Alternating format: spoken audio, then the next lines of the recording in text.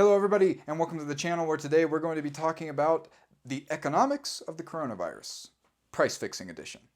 So today we're going to be analyzing what many governments around the world have been doing, which is setting to various degrees prices on basic goods or emergency goods. There are two methods of setting prices or price fixing.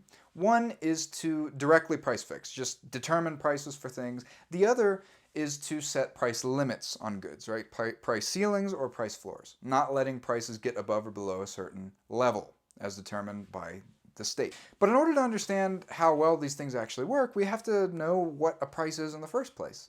A price, according to Nobel Prize laureate Friedrich Hayek, is a signal to society. It lets us know how much of things there are and how desired those things are.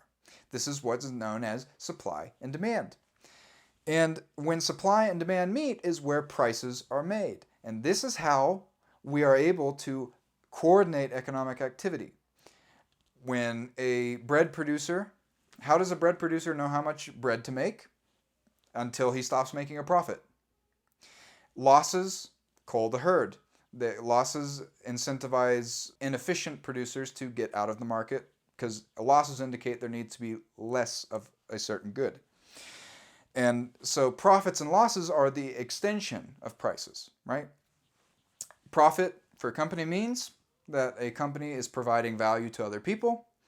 Otherwise, people would not voluntarily give companies their money, right? Losses, as we just covered, mean exactly the opposite. A loss means that a company is not using society's limited resources effectively to satisfy consumer demand.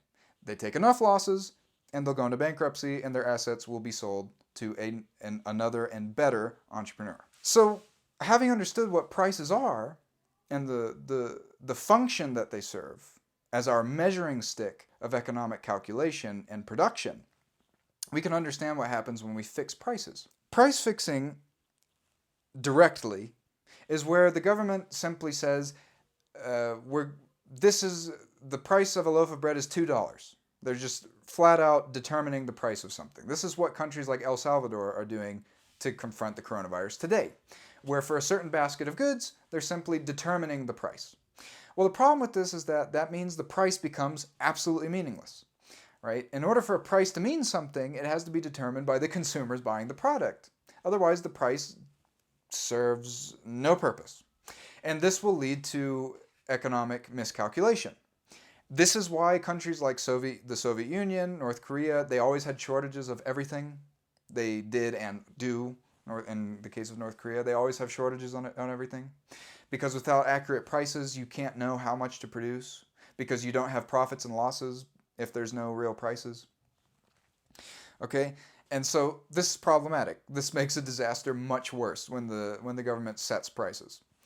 And the other method, but this is the more common method, is price ceilings and price floors. For example, anti-price gouging laws. This is one of the many things we have in the United States, where in many states you can't, in a time of emergency, you can't raise prices above a certain level. Okay, and what is this going to do? Well, if the market rate is higher than the government established rate, then it's going to cause a shortage of goods. Okay. Why is this? Because when prices rise, it does two things. It curbs the demand of consumers and it incentivizes the increase of production, of supply from potential producers. Until we get back to equilibrium and everyone has as much as they need. Okay, we get the price, we get the natural equilibrium price. Okay, but when the natural rate of the market, as determined by the market, is above the government rate, well then you're going to have excess buying, buying from people that don't really need the good, and you're not going to have enough incentives for producers to jump into the market. Yes? And so, for example, to illustrate this, let's look at the example of masks right now. Right? The N95 mask, which is good at protecting us from the coronavirus particles. Okay? And the price for these masks should be much higher than they actually are. But because of anti-price gouging laws, they're selling them at a below market rate. This is creating shortages. This is well documented. There are noticeable shortages for hospitals, for people. People don't have enough. So what needs to happen is the price needs to rise. This is going to curb the consumption of people that don't really need masks or could do without them. They can rearrange their lives in another way so that they don't have to use masks. And this is going to encourage potential suppliers that aren't making masks right now because at normal prices it's not profitable to do so. But if prices go up 2, 3, 4 times, all of a sudden now it does become profitable to produce masks. So they're going to shift part of their production to produce more masks. And the effects of lowering consumption and raising production through higher prices is going to quickly eliminate the shortage of masks. Okay? And price ceilings, they inhibit that.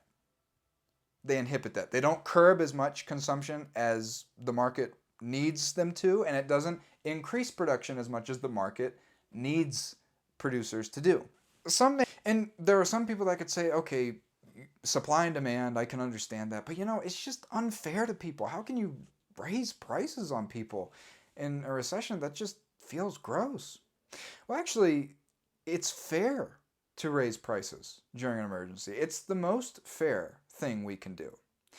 And to illustrate this, let's use a simple thought experiment. Let's say that coronavirus hits and a store has 1,000 N95 masks in stock.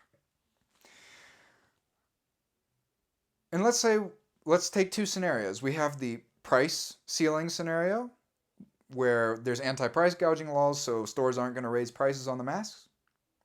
And then we have the free market scenario where there is no laws against setting prices, and so the store is going to jack up the price of masks by, 1,000%, let's say. What's going to happen in these two scenarios? Let's analyze first the price fixing scenario. Well, what's going to happen is the first people that manage to get to the store, they're going to clean it out. Let's say 100 people get to the store and they want a mask for their kids, their parents, their grandparents. They want a mask for their dog. So they're going to buy up 10 masks per person.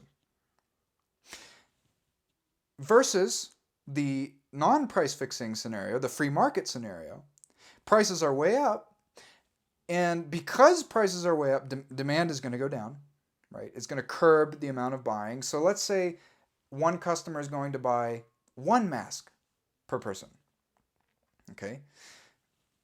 And if you're following my math here, we can readily see that with anti-price gouging laws, with price controls, we see that only 100 families are going to get access to a mask that could possibly save their life. Versus this scenario where 1,000 families now have access to at least 1 mask that could potentially save their life. Maybe the dog doesn't need a mask. Maybe their parents don't need a mask because they're going to stay at home the whole time. And after all, one person from the family is probably going to go out and do all the shopping. At least that'd be the responsible thing to do. And so what we have basically is 100 people with mask access versus 1,000 people with mask access. So we can see that the free market solution is much more equitable. It rations goods much more effectively so that the people who really need the mask or really need the good get it. And in this way, we assure a much more equitable and fair distribution of society's limited resources. Prices are an amazing human accomplishment. Without prices, we couldn't have modern society. Prices are truly the measuring stick of production. Without prices, it would be like building a skyscraper without any form of measurement whatsoever. It would be impossible. But this modern skyscraper that we call life, society, the 21st century, was built through the measuring stick of prices. So we ought to be thankful for them. We ought to let them work. And if we do, then any kind of shortages that could come up will be quickly addressed. Thank you for watching the episode. And please hit that like button. Please hit that subscribe button because we got a lot more content coming out. Thank you.